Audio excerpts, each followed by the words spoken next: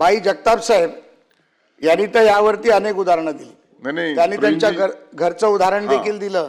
धन्यवाद. आम्हाला त्यांचा आदर आहे की त्यांचं मन मोठं आहे. अशा पद्धतीत त्यांनी त्यांच्या घराच्या कुटुंबाचं उदाहरण या सभागृहात दिलं.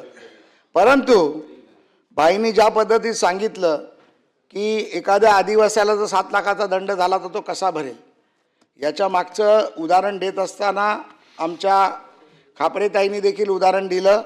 आम्ही आज या सभागृहात बोलत असताना फक्त मुस्लिम समाजाच्या धर्मांतरांबद्दल आतापर्यंत आम्ही बोलत आलो.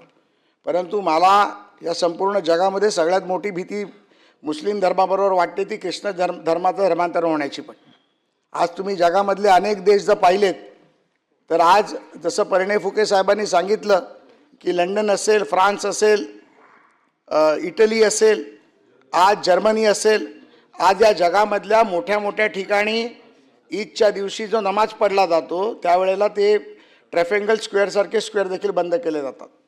आणि मग अशा परिस्थितीमध्ये या धर्माचा जो वाढ केली जाते त्यांच्या वाढीला आम्ही म्हणतो की धर्म वाचवतात आणि आम्ही करायला गेलो तर तो गुन्हा असतो. हे मला आज या सभागृहाच्या माध्यमातून सांगायचं आहे. सभापती महोदय, आम्ही एखादी महाआरती करायची म्हटली तर त्याच्यावर गुन्हा होतो. आम्हाला महाआरती करताना परवानगी घ्यावी लागते. परंतु एखाद्या शुक्रवारचा नमाज पढत असताना बँड्रासारखं रेल्वे स्टेशन देखील बंद केलं जातं. भेंडी बाजारमधून आम्ही जाऊ शकत नाही अशी परिस्थिती निर्माण होते. आम्ही म्हणतो की जे हिंदुस्थानात राहणारे मुसलमान आहेत ते आमचे मुसलमान आहेत. परंतु ज्या पद्धतीमध्ये याचं विष पेरलं जातं ते विष कुठेतरी थांबलं पाहिजे याचं देखील मी या सभागृहात उच्चार काढतो. माननीय आमचे नेते प्रवीण दरेकर साहेबांनी लव्ह जिहादची अनेक उदाहरणं या सभागृहात दिली. मीही त्याच्यातून सभापती महोदय मोजून 29 प्रकरणांमध्ये मी स्वतः लव्ह जिहादचं काम केलेलं आहे. धारावीसारख्या भागात, एन्टॉपिलसारख्या भागात, चेंबूर, मानखुर्द, कुर्ला या ठिकाणी लव्ह जिहादची प्रकरणं होत असताना आपण सभापती महोदय एखाद्या प्रकरणात कधीतरी समोर ज्या वेळेला हे लव्ह जिहादचं प्रकरण होतं त्यावेळेला तुम्ही समोर आला पाहिजेत. त्या मुलींची जी भावना असते, जसं मगाशी उमाताईंनी सांगितलं की हिप्नोटाईज केलं जातं, खऱ्या अर्थाने हिप्नोटाईज करण्याचं काम केलं जातं.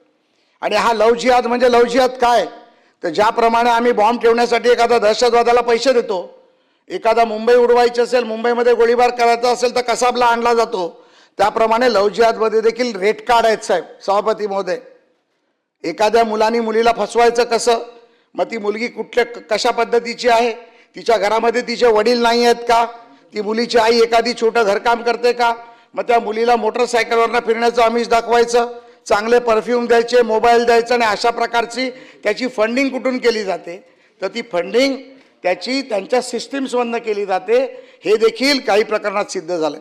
आणि मग अशा प्रकरणात जेव्हा पालक रडत आमच्याकडे येतात, आम्ही एक कार्यकर्ता म्हणून पोलीस स्टेशनला जातो आणि पोलीस स्टेशनमध्ये आम्ही बोलतो, त्यावेळेला ती हिप्नोटाईज केलेली मुलगी म्हणते की मी जे करते माझ्या मर्जीने करते, मी 18 वर्षापेक्षा मोठी आहे, त्यामुळे पोलीस देखील त्यामध्ये काही करत नाही.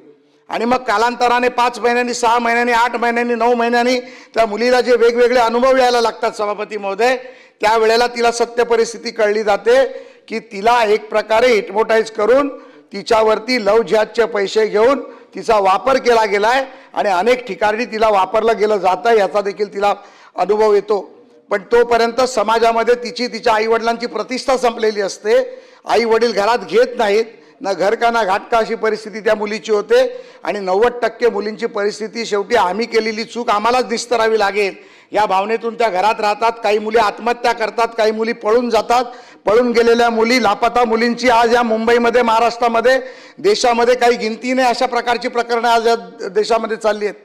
त्यामुळे या मुली जातात कुठे, मग या मुलीला कुठेतरी पळून जाऊन विकलं जातं का, याच्यावर देखील आज सभागृहात चर्चा झाली पाहिजे आणि सरकारने आणि गृहमंत्र्यांनी त्याच्यावर देखील एकदा कुठेतरी निवेदन केलं पाहिजे. कारण आज लहान मुली पळवण्याची संख्या, मोठ्या 18 वर्षाच्या मुलींना फसवून पळवण्याची संख्या फार मोठ्या प्रमाणावर झाली. सभापती महोदय, मी तुम्हाला एक उदाहरण देतो. 2022-23 साली मी आंतरराष्ट्रीय मंदिर संमेलनाचा एक कार्यक्रम भरवला होता वाराणसीमध्ये चित्राताई.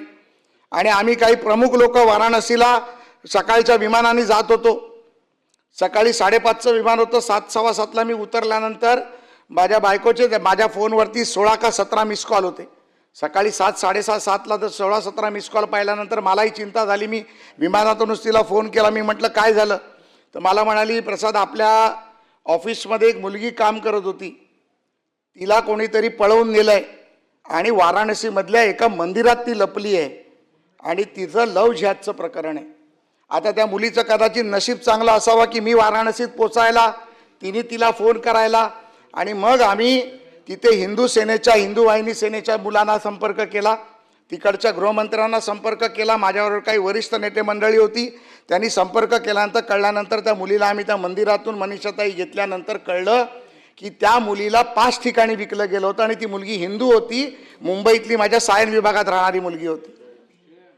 अशा प्रकारची प्रकरणं जर हे अशा प्रकारे धर्मांतर करून जर होणार असतील तर त्याच्यावरती निश्चितपणे या सभागृहामध्ये चर्चा झाली पाहिजे. मग चर्चेसाठी रात्रीचे 12 वाजले तरी चालतील, परंतु हे जनते समाजासमोर गेलं पाहिजे की अशा प्रकारचे कांड केले जातात, अशा प्रकारचा जिहाद केला जातो आणि तो जिहाद कुठेतरी थांबवला पाहिजे. आमच्या बंजारा समाजाचा काही एक विशिष्ट समाज आहे, हे म्हणजे आपल्याला माहिती असेल गोर समाज. या लोकांना एवढी गरिबी आहे की त्यांना खायला मिळत नाही, शिक्षण नसते, त्याच्यामुळे शिक्षणापासून वंचित असतात, घरामध्ये घराची चूल पेटत नाही, त्यांना 5 लाख 10 लाख रुपये देऊन त्यांचं धर्मांतर केलं जातं ख्रिश्चन समाजामध्ये.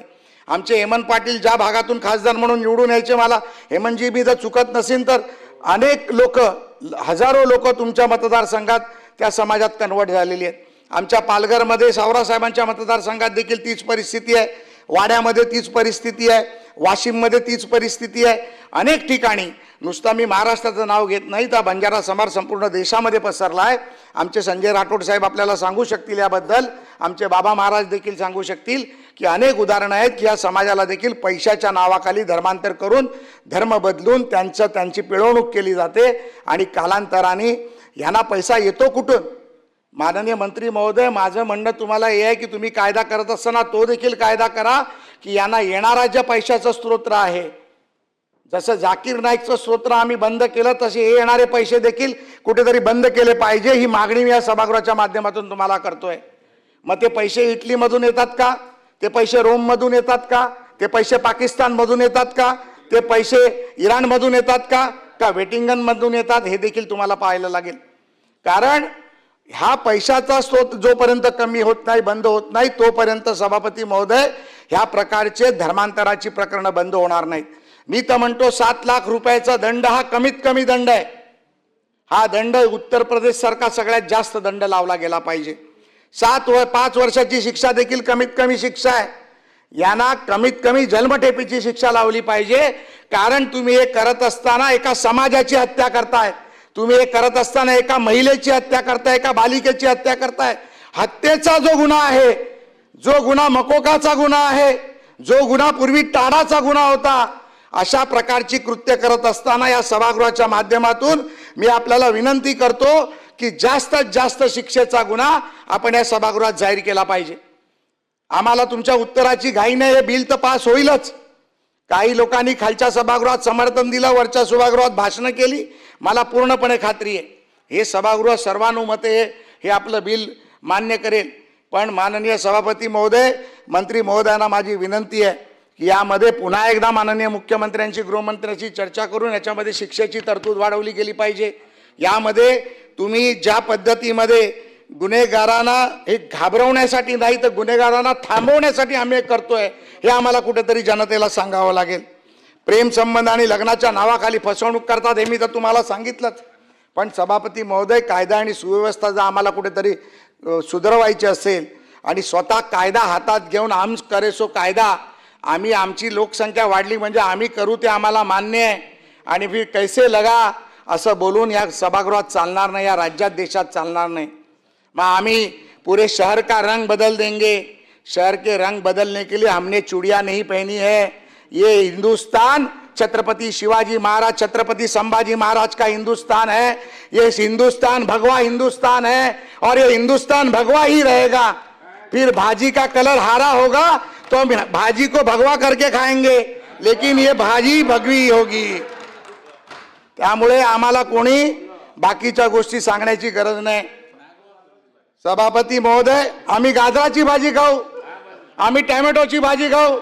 आता वेगवेगळ्या प्रकारच्या मिरच्या पण रंगात यायला लागल्या. आम्ही भोपळी मिरच्या भगव्या करू, भोपळा आम्ही खाऊ, आम्ही काकड्या हिरव्या करू, परंतु आम्ही भगवे करू आणि मग ते खाऊ. त्याच्यामुळे सभापती महोदय माझ्या भाषणाचं गांभीर्य जरा घालवत आहेत. तुमचं भाषण रंगात आलंय म्हणून तुम्हाला प्रोत्साहन देतात भाषण करायला. सभापती महोदय बोला, तुम्ही बोला. सांगण्याच्या मागचं तुम्ही तिकडे सभागृहात सभापती महोदय तुम्ही सभागृहात नव्हतात तर आमचे मित्र अमोल मिटकरींनी एक शायरी मारली. त्याच्यामध्ये त्यांनी सांगितलं, कल ये भाजी अगर हारी होगी तो वो क्या मुसलमानों की होगी, तो हिंदू क्या खाएगा, गाजर और टमाटा खाएगा. म्हणून मी म्हटलं की आम्ही गाजर टमाटे खाऊ आणि भाजी देखील आता नवीन नवीन तंत्रज्ञान येते, AI ला विचारू बाबा की पालक भगवा कसा करायचा, आम्ही भगवा पालक खाऊ. त्याच्यामुळे हा जोक पार्ट. परंतु जे मिटकरी साहेबांनी सांगितलं त्याच्यावरती बरेच लोक खुश झाले की गाय हिंदू की तो बकरा बोले मुसलमानों का, हा तो भगवा बकरा भी बना लेंगे. त्याच्यामुळे असं काही नाही आहे सभापती महोदय. आम्ही हे राष्ट्र हिंदू आहे, हा महाराष्ट्र हिंदूंचा आहे आणि हा महाराष्ट्र छत्रपतींचा आहे. त्यामुळे हे भगवा हारा करेंगे ये करेंगे आम्ही मान्य करून घेणार नाही, खपवणार नाही. आणि हे सभागृहात नाही, सभागृहाच्या बाहेर देखील सभापती महोदय आम्ही सांगतो. अनेक ठिकाणी अनधिकृत मस्जिदीचं काम चालतं, अनेक ठिकाणी अनधिकृत बांधकामं चालतात. या सभागृहात मी अनेक वेळा रेव्हेन्यू मिनिस्टर आमच्या महसूल मंत्र्यांसमोर बोललोय की मुंबईसारख्या अनेक महत्त्वाच्या ठिकाणी अनधिकृत प्रार्थना स्थळांचं विकसित केली जात आहेत आणि त्या प्रार्थना स्थळातून तुम्ही करता काय, निश्चितपणे तुमचं तिकडनं चालतं काय, याचा देखील माननीय मंत्री महोदय आपण एक टास्क फोर्स लावून त्याचा अभ्यास केला गेला पाहिजे.